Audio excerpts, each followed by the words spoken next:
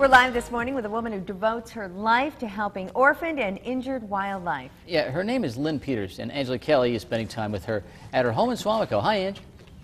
Hi, good morning, guys. I want you to take a look at this. Here is Lynn Peters. It is feeding time right now for the fawns, in which she's caring for right now. And Lynn, tell us how you acquired these fawns or when you did.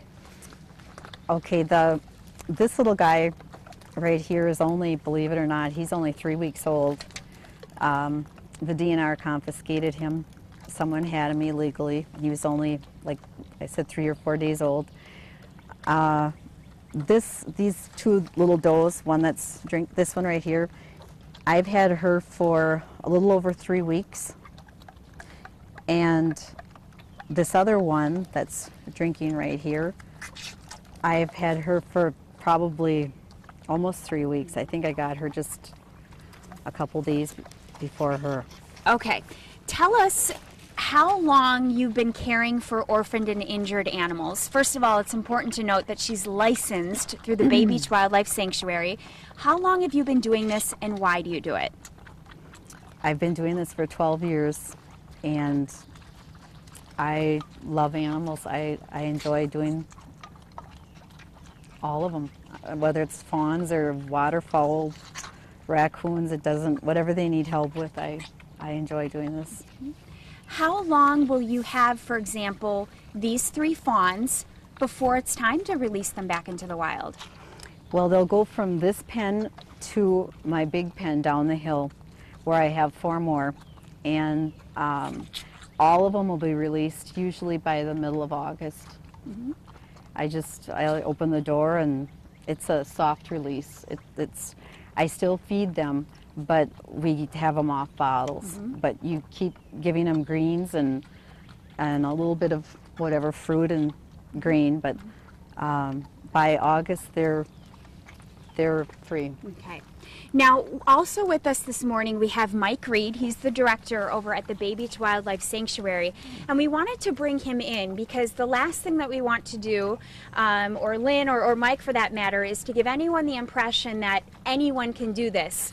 Pick up an orphan fawn on the side of the road and bring it home and feed it a bottle. So Mike, explain the significance of Lynn being licensed. Well, it's very important that you have the proper license and proper training before you try to take care of animals. Our whole goal is to get them back out in the wild and have them behave like their wild cousins and counterparts do out in the wild.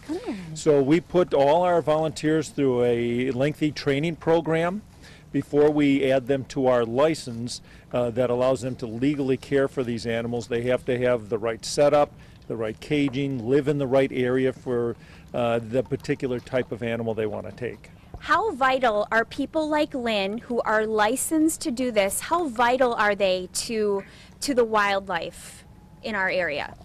Well, they provide a wonderful service to the wildlife and the citizens in this area. There's a lot of people. We got in over 4,700 animals that were orphaned or injured last year alone.